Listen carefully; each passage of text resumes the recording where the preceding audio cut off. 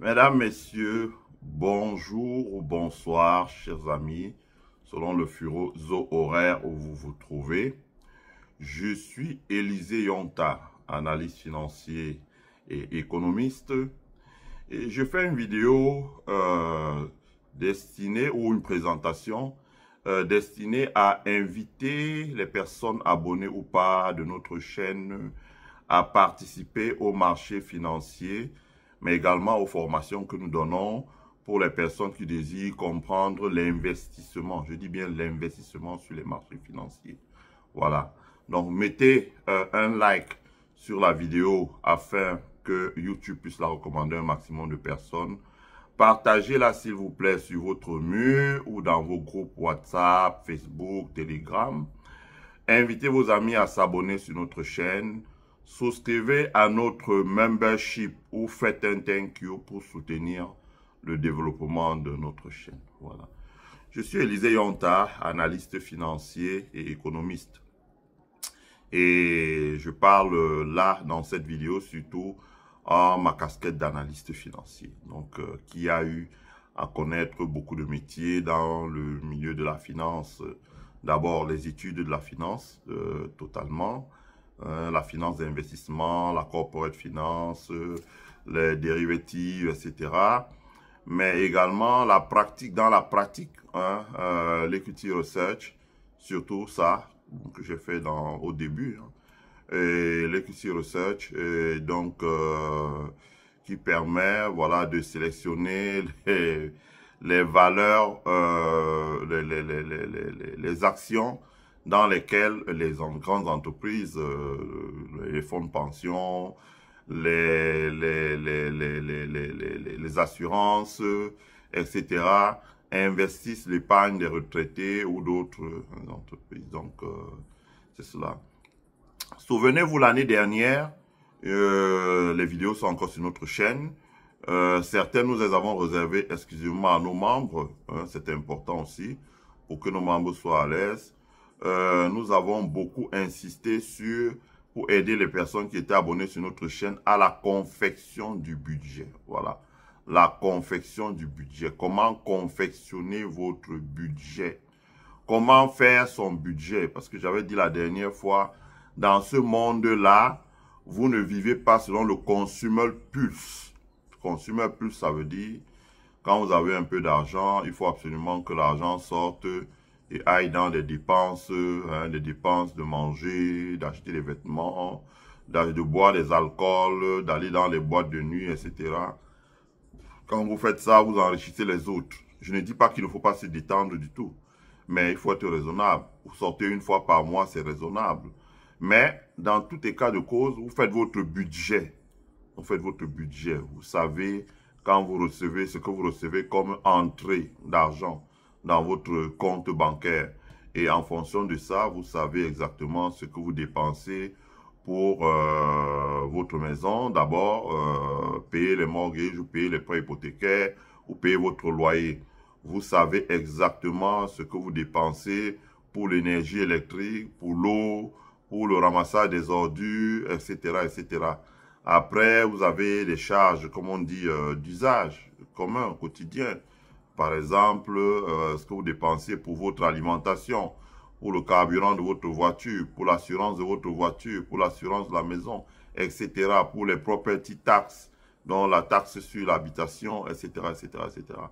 Vous savez exactement ce que vous dépensez pour vos voyages, pour vos loisirs, etc. Vous savez ce que vous dépensez, par exemple, pour payer les dettes, si vous avez plus les crédits pour aller à l'école, ou bien si vous avez plus les crédits pour acheter une voiture, ou si vous avez plus les crédits pour aller en vacances, comment vous les repayez, etc., etc. Donc, nous avions parlé de ça l'année dernière. Rappelez-vous, nous avons fait un gros développement qui a duré plusieurs mois pour expliquer aux gens qu'il fallait faire son budget. Parce que quand vous faites votre budget, vous arrivez à déterminer la part que vous consacrez au paiement, à l'épargne. Et donc, quand un quart de votre budget est consacré à l'épargne, c'est raisonnable. Ça veut dire que si votre employeur, vous êtes aux États-Unis, après avoir déduit tous les charges, il vous reste 8 000 francs net, vous devez épargner au moins 2 000 francs. Je dis ça parce que c'est important. Dans la vie là, on ne vit pas pour se faire influencer par les autres. Hein. On dit, oh, telle route roule en Jeep Cherokee. C'est son problème. C'est lui qui a décidé. Si vous roulez en Nissan Altima qui est neuve, ou bien si vous roulez en une autre marque de voiture, Ford, etc. Vous n'avez pas, ou quand vous allez quelque part, les gens gardent les grosses voitures. Si la vôtre n'est pas aussi grosse que ça, c'est la fin qui justifie les moyens. Hein. La vie, c'est une course de marathon. C'est pas celui qui part en tête et qui court très vite, qui arrive qui franchit les 42 km le premier. Mais c'est celui qui sait gérer ses efforts en fonction de voilà, son organisme. Voilà. Donc, vous faites vos calculs, vous faites votre budget. Voilà. Quand vous faites votre budget, vous dégagez de l'épargne. Hein. Très souvent, vous arrivez à dégager parfois un tiers de l'épargne. Quand le budget est bien serré, ça veut dire que quand vous constatez que le revenu n'est pas assez élevé, soit vous cherchez un autre travail, soit vous vous formez davantage pour pouvoir avoir un travail qui rapporte davantage, soit vous cherchez un deuxième travail. Voilà. Donc, vous augmentez vos revenus, vous essayez de calibrer de manière que ce soit un tiers. Vous réduisez également vos dépenses parce que quand vous faites votre budget, vous savez dans votre budget combien d'alcool, quantité d'alcool vous buvez, combien de quantité d'argent vous dépensez pour aller au cinéma, combien vous dépensez pour aller au restaurant, combien vous dépensez pour aller aux soirées avec les amis, etc. Et là, vous taillez, vous dites, bon, peut-être que je ne vais plus aller au restaurant dehors, je vais manger totalement chez moi. Et peut-être que je ne vais plus aller aux soirées, je vais sortir seulement avec des amis. Vous faites votre budget, vous calibrez. Et vous commencez à faire des épargnes. Parce que le point faible dans notre des pays de nous autres Africains, on le voit quand on arrive dans un pays multiculturel, multiracial, avec des gens qui viennent de différents endroits du monde, avec différents backgrounds, comme aux États-Unis. On le voit, nous voyons rapidement nos points faibles. C'est que quand vous entrez dans une banque, vous voyez votre collègue qui est entré là à 25 ans, quand il a 30 ans, il dit I own a portfolio of $1 million asset. Et il ne rigole pas, il dit vrai. I own a portfolio of $1 million asset. Alors, ayez l'amabilité et la gentillesse de vous asseoir avec lui et de lui poser la question comment il est arrivé là. Il va vous ressortir sur une feuille de calcul Excel tous ses budgets mensuels, comment il épargne l'argent, comment il a investi, comment il a créé le portefeuille, etc., etc. Et comment il a mis l'argent, son portefeuille a grossi. Ouais, voilà.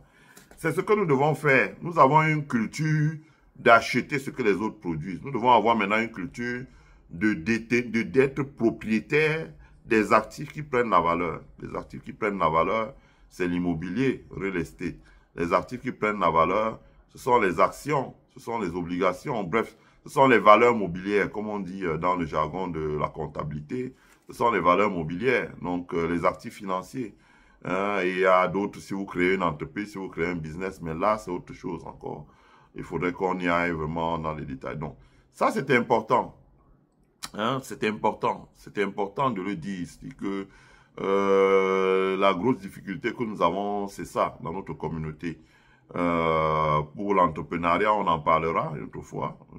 J'expliquerai les points faibles que nous avons. Mais ce que je voulais dire, c'est qu'en 2025, je pense quand même qu'une fois que dans notre communauté, les gens ont compris qu'il faut élaborer un budget et qu'il faut s'en tenir à ce budget et faire des économies, il est temps qu'on commence maintenant à penser à investir l'argent qu'on a, investir l'argent qu'on gagne, investir son épargne, investir son épargne.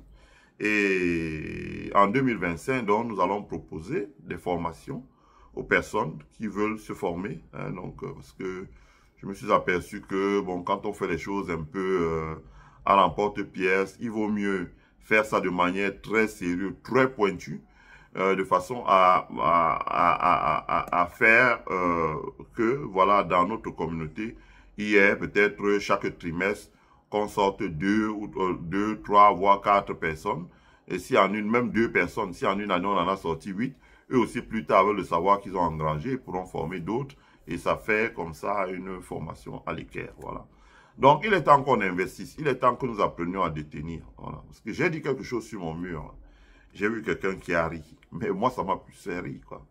Je lui ai dit que, j'ai dit sur mon mur que le fait que Coca-Cola, Coke, de Coca-Cola Company à Atlanta, a décidé partout, un peu partout en Afrique, d'accorder dans beaucoup de pays déjà, des petits pays, des moyens, etc., l'embouteillage de ces produits à des hommes d'affaires et des investisseurs locaux, j'ai dit que c'était le fruit du lobbying des enfants de la diaspora vivant aux États-Unis. Alors évidemment, j'ai vu quelqu'un qui a ri. Parce que le drame de l'Afrique centrale, c'est que, et même l'Afrique francophone, c'est que les ressortissants de l'Afrique centrale et surtout l'Afrique francophone aussi, pensent que quand on parle d'Afrique, là, on parle que d'eux. On ne parle pas de quelqu'un d'autre. Et c'est vraiment dommage parce que ça leur empêche de s'apercevoir qu'ils sont énormément en retard. Et que vraiment, comme dirait quelqu'un, quand Dieu dit eh oh, là en Afrique, il ne parle surtout pas d'eux, quoi, parce qu'ils n'existent pas.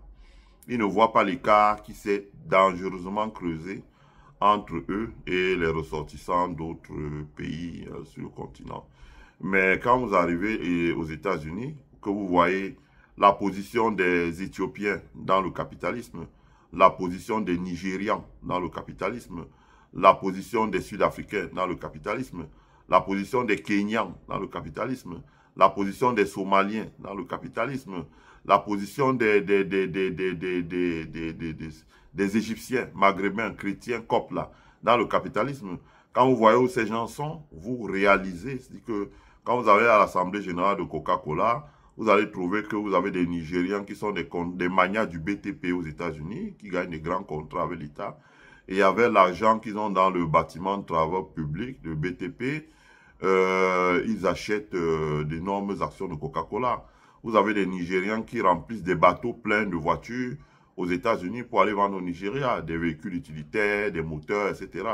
Et quand ils font une opération qu'ils ont 2 millions de dollars, ils investissent facilement le tiers de cet argent, ça veut dire 600 000 dollars, dans l'acquisition des actions. Donc, ils confient ça à des banques d'affaires qui investissent ça. Et ils se retrouvent à être actionnaires des entreprises comme Coca-Cola, par exemple, parce que Coca-Cola, c'est une entreprise depuis plus d'un demi-siècle qui n'a cessé de distribuer, comme on dit, perpetual dividend.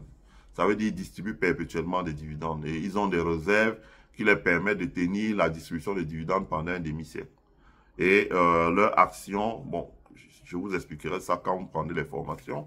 Pour ceux qui se parlent d'informations, ils ont compris ça. Comme on dit, dividend grow, stock grow, stock grow dividend, stock grow, etc. Donc, il y a des actions qui sont simplement des actions qui montent en valeur. Il n'y a pas de distribution de dividendes.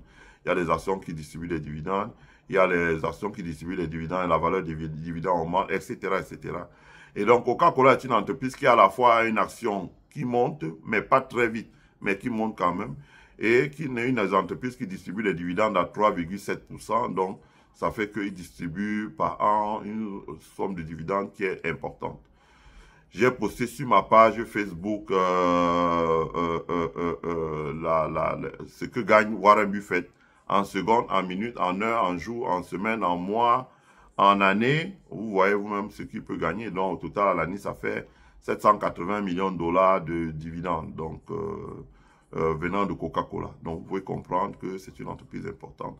Et je le dis que c'est parce que les gens, l'Africain, qui détiennent énormément d'actions d'une boîte comme Coke, même Pepsi, qui est les Nigérians. Vous allez là-bas, vous allez voir des Nigérians qui arrivent dans des limousines, qui descendent habillés vraiment en Nigérien, avec son chapeau, avec sa canne, et qui se lèvent, prennent la parole pour parler, et quand ils parlent, à la fin, ils sont acclamés jusqu'à par le CEO et tout son conseil d'administration, comme on dit, board of directors, parce qu'ils donnent des idées pertinentes, et ils sont associés à des commissions de travail pour repenser la stratégie de Coca-Cola. C'est normal. Le rôle du CEO, c'est d'écouter les actionnaires, surtout quand ils ont des choses importantes à dire, comme par exemple comment Coca-Cola se développe et franchit la barre. Il y a des choses que je ne peux pas dire ici, là.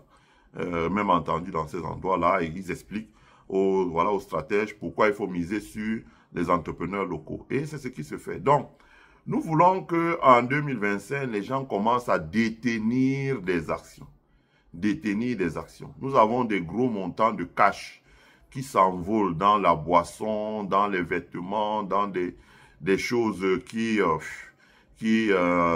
en écran de fumée. Et quand vous achetez, 10 ans plus tard, si vous arrivez de faire un déménagement, vous voyez que vous êtes en train de jeter toutes ces choses-là, quoi. Donc, nous voulons mettre l'argent dans des choses qui ne font pas de bruit, mais qui chaque jour prennent de la valeur. Quand vous allez être bien formé et que vous mettez l'argent dans un portefeuille d'actions, d'obligations, etc., vous allez constater que votre portefeuille, petit à petit, au début, vous regardez tous les jours, après vous regardez toutes les semaines, après vous regardez tous les mois, après vous finissez par oublier votre portefeuille. Vous l'oubliez complètement, vous n'y allez même plus et le portefeuille grandit tout seul. Vous achetez, moi je prends un exemple encore. Je dis, j'ai acheté Boeing quand ça valait 124 $, je crois. Je peux me tromper, mais est-ce que ça valait? Aujourd'hui, Boeing aux alentours de 180, 184 $. Donc, comme on dit, le recovery, Boeing a déjà créé pratiquement 60% de valeur par rapport au coût initial quand on avait acheté. Donc, ayant créé 60% de valeur, je suis persuadé parce que ses concurrents comme Lockheed Martin, Northrop Grumman sont à 600 $. Donc, ça veut dire que Boeing va revenir et il va atteindre au moins 500 $. Donc, ça veut dire que vous allez gagner. Donc, il y a beaucoup de choses qu'on doit vous expliquer là-dedans. Bon. Pour la nouvelle année, nous allons encourager nos membres, ceux qui le veulent, à venir suivre notre classe. C'est un 101 classe que je vais faire parce que c'est très technique la finance et j'ai constaté que quand on fait 4, 5, 6, ça fatigue les gens. Il faut qu'on fasse un 101 classe et c'est une affaire d'argent. Les gens n'ont pas forcément envie de parler de leurs affaires d'argent quand tout le monde peut entendre. Donc, c'est un 101 classe. Donc, vous venez. Vous m'écrivez sur ma page Élisée Yontard, vous m'écrivez inbox, vous me contactez inbox et on s'arrange. Ce ne sera pas gratuit, ce ne sera vraiment pas gratuit. Et nous allons proposer 5 classes, voilà, 5 classes. 5 classes, on fait 45 minutes, on fait une petite pause de 15 minutes, on fait encore 45 minutes parce que les gens, bon, tout le monde n'a pas le même niveau de concentration. On fait 45 minutes, on fait une petite pause. On fait 45 minutes, après on fait une petite pause. Après on fait encore 45 minutes, on fait une petite pause. Voilà. Donc ça nous donne à peu près du 3 fois 45 pour une classe. Donc on va d'abord vous enseigner bien, on va bien vous former sur la compréhension des actifs financiers. Hein? Qu'est-ce que c'est qu'une action? Qu'est-ce que c'est qu'une action? Stock. Voilà. Et comment est-ce qu'on gagne dans une action? Qu'est-ce qu'on gagne? Les dividendes, les capital gains, les dividendes gros, etc., etc. On va vous enseigner les obligations. Qu'est-ce que c'est qu'une obligation? Comment est-ce qu'on gagne sur une obligation? Les intérêts, hein, interest. Mais aussi la valeur des obligations. Comment est-ce que ça évolue avec le marché, avec les marchés? Donc, on va vous enseigner ça. On va vous enseigner ce que c'est que les ETF, hein, les ETF, Exchange Trade Fund. On va vous enseigner ce que c'est que les ETF. On va vous enseigner les index funds. Donc, pour que vous compreniez bien les index funds, parce que, hélas, aujourd'hui, ça évolue tellement vite. Vous allez voir que tous les ETF ne sont pas des index funds. Donc, on va vous enseigner ça. On va vous enseigner ce que c'est que les mutual funds. Donc, ETF, mutual funds, c'est en fait, vous faites confiance à des professionnels qui travaillent pour vous et vous les payez 0,35, parfois 0,92% de vos gains et ils empochent pour tout le travail qu'ils font, de recherche qu'ils font pour repérer les meilleures actions et construire des portefeuilles en essayant de réduire au maximum le risque et en optimisant les gains que vous avez là-dedans. Donc, vous avez des portefeuilles où quand vous mettez votre argent là-dedans, vous ne perdez pas. Parce que la manière dont le portefeuille est conçu, c'est conçu de manière que vous ne puissiez pas perdre. Donc, il y a ça. On va vous enseigner comment investir dans les commodities sans prendre trop de risques. Hein. Commodity, ça veut dire le pétrole, ça veut dire le gaz, ça veut dire les produits alimentaires, ça veut dire le café, le cacao, l'or, etc., etc. Ce sont des commodities. Comment vous pouvez investir là-dedans à travers des portefeuilles, des mutual funds, donc c'est des professionnels qui construisent des fonds et ces fonds-là, etc. On s'arrête là, bon, parce que les buy and sell short, ça vraiment c'est pour des professionnels. Moi je le fais, mais je ne recommanderais pas parce qu'il faut avoir vraiment une expertise très pointue. il faut avoir étudié, pratiqué et passé des certifications pour être en mesure de le faire. Donc, on va vous enseigner le basique. Après, on va vous enseigner comment retrouver comment chercher et trouver l'information sur comment investir. Donc, on va vous enseigner ça. Et on va partager avec vous, nous-mêmes, les actifs dans lesquels on investit. Hein, comment éviter certains actifs. Il y a quelques années, quand on investissait dans Nvidia, c'était intéressant dans Nvidia. Mais aujourd'hui, Nvidia est beaucoup surévalué. Le chiffre d'affaires d'Nvidia, la capitalisation boursière d'Nvidia, par exemple, est 15 fois son chiffre d'affaires. Ça veut dire que l'entreprise est tellement surévaluée. Ça n'a pas d'importance.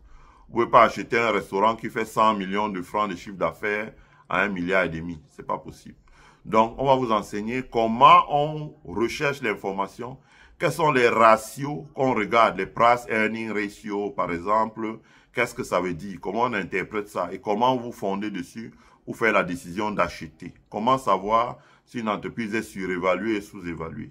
Comment détecter les opportunités des entreprises qui sont parfois assis là, que personne ne voit et vous mettez de l'argent là-dedans. Quand les gens s'en aperçoivent 1 ou 2 fois les hauts, la valeur décolle très rapidement et les gens commencent à acheter ça. C'est ce qu'on a vu avec l'entreprise qu'on appelait GameStop. Donc, on va vous montrer ce jeu-là. On va vous montrer comment rechercher l'information, comment construire une stratégie d'investissement à long terme. Parce que l'investissement, ce n'est pas vous achetez Intel le matin à 18. Quand la fermeture des marchés, on dit Intel, à la fin de la semaine, est à 24 $. Vous vendez Intel là-dessus parce que vous voulez empocher 6 $ par action. Donc, si vous avez acheté 20, vous voulez empocher 120 $. C'est pas comme ça que ça marche les marchés financiers. Et en plus, quand vous achetez une action, vous la vendez à moins d'1 an, il faut savoir que le capital gain est taxé à 33%, je crois. Alors que quand vous la vendez 1 an après, c'est taxé à 15%. Donc, il y a tout ça qu'on doit vous montrer. On va vous montrer aussi la fiscalité sur les investissements. Et enfin, on va utiliser une plateforme pour vous faire un projet. Donc, un projet que vous allez faire, ça dure 3 mois. On vous met sur une plateforme, vous appliquez vous-même, vous sélectionnez nous, c'est-à-dire que moi-même, je construis mon portefeuille. Et vous avez le droit de regarder mon portefeuille et améliorer le vôtre. Mais surtout, vous construisez, parce que je vais vous essayer de vous permettre un peu, je vais essayer de vous challenger. Donc, je ne vais pas vous donner tout là, mais je vais vous dire, voilà, par exemple, ne prenez pas telle action, telle action, telle action, telle action, telle action. Ne prenez pas Apple, ne prenez pas Facebook, ne prenez pas Microsoft, etc. Prenez d'autres actions et démontrez-nous que vous êtes capable, voilà, de construire un portefeuille dont sur 3 mois, la rentabilité excède 1% par mois. Donc, ça vous permet de faire au moins du 12% par an. Donc, au lieu de placer l'argent dans un compte d'épargne qui fait 1%. Donc, et on va passer 45 minutes tous les mois, donc pendant 3 mois. Donc, vous voyez qu'à la sortie de là, vous êtes aptes, ceux qui sont dans la diaspora et qui veulent vraiment investir, à pouvoir avoir les clés, les fondamentaux, etc., etc. Et puis après, si vous avez des questions, à ce moment, je vous donne mes credentials personnels. Si vous avez des questions, vous pouvez toujours me les poser sur mon Telegram et je me fais un plaisir de vous répondre. Voilà. Donc, en gros, c'est ça. Ce que nous voulons désormais, c'est que dans notre communauté, il y a de plus en plus de personnes qui investissent en bourse, qui achètent des actions, qui détiennent des actions, hein, et que nous, on fasse plus davantage de equity research pour amener ces gens-là à détecter les bonnes opportunités, acheter. Je ne sais pas, moi, j'ai fait un fonds l'année dernière et le fonds s'est apprécié globalement. Hein, je crois qu'il y a à peu près 47 valeurs que j'ai acquis et mis dans ce fonds-là. Ce sont des valeurs qui ne sont, il n'y a pas les Apple, etc. Et le fonds a fait 39%. Donc, là, mon broker m'a dit, voilà, la performance de votre fonds pour l'année dernière, il a fait 39%. Donc, il y a beaucoup d'opportunités. On vous explique comment comprendre les marchés, les secteurs d'activité, etc. Donc, c'est de ça qu'il s'agit. Donc, en 2025, donc, voilà, je vous souhaite le meilleur. Hein, je vous souhaite le meilleur. Restez focus. Mais prenez les bonnes résolutions. Comme je dis, commencez petit. Hein, mettez 1000 $ dans un brokerage account et suivez la formation avec nous et commencez à investir vos 1000 $. commencez à investir vos 1000 $. Vous allez voir que vos 1000 $ vont grandir. Ça va faire que quand vous avez dans les mains 200 $ et que vous étiez tenté d'aller regarder, parce que par exemple, je ne sais pas moi, Joel Embiid joue dans la ville d'à côté, j'ai regardé les tickets, c'est 250 $. S'il faut mettre le carburant, aller et revenir, donc ça fait 400 $. S'il faut le parking et manger, ça fait 500 $. Parfois, vous restez, vous dites, non, moi, les 500 $, je le mets dans un brokerage account et je l'investis. Et 2 ans plus tard, quand vous regardez les 500 $, c'est devenu, la valeur, c'est 800 $, quoi. Les 800 $, comme c'est compound, vous ne savez pas ce que ça va vous donner dans 20 ans. Donc, c'est important. Donc, abonnez-vous sur notre chaîne, souscrivez notre membership, mettez un like sur la vidéo pour que tout le monde puisse la suivre. Voilà, et si vous êtes intéressé à suivre notre formation sur l'investissement dans la finance, contactez-moi, écrivez-moi inbox et je vous répondrai aussitôt.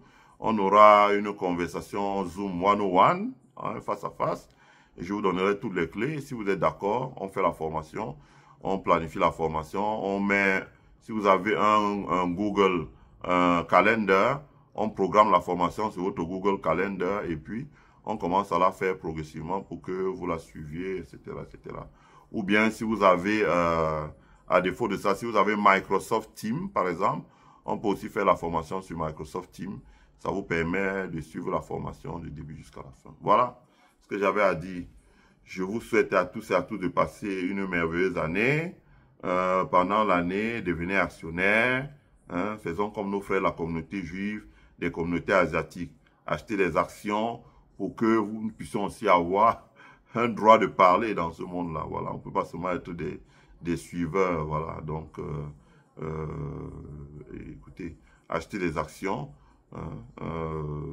Suivez les formations que nous allons faire. Notre objectif, c'est qu'il y ait le maximum de personnes possible. Parce que les Africains qui vivent aux États-Unis, là, le jour où il y aura 100 000 qui détiendront des brokerage accounts, et que dans des brokerage accounts, là, ils mettront chacun, chaque année, on en a les moyens, environ 4 000 $. Ça fera 400 millions de dollars. Sur une décennie, ça fait 4 milliards de dollars. Ça fait beaucoup d'argent. Voilà. La moyenne, je dirais même, je suis chiche. Parce que les gens peuvent, en moyenne, ça peut aller jusqu'à 10 000 $. Voilà. Ça fait 1 milliard de dollars par an. En 10 ans, ça fait 10 milliards de dollars, voire plus. Voilà. Donc, je compte sur vous. Je vous souhaite à tous et à toutes de vous abonner, de nous contacter, de vous inscrire pour le programme, de suivre les formations et surtout de commencer à investir. Commencer petit, commencer tout de suite. Parce que time is money. Le temps que vous perdez à hésiter là, c'est les opportunités qui passent. Commencez tout de suite. Voilà. Et puis, mettez 1000 $. Quand vous voyez comment les 1000 $ se comportent dans 6 mois, vous mettez encore. Comment on dit, vous faites un trade.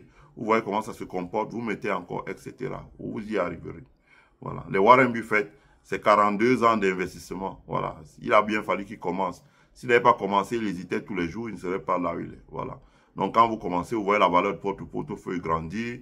Quand vous dites sur la toile, je suis actionnaire de Hilton, ça fait rire les gens. Si vous êtes avec un gros portefeuille, d'ailleurs. Donc, je compte sur vous. Je vous souhaite à tous et à toutes de passer une agréable semaine dans la paix des braves. Bye.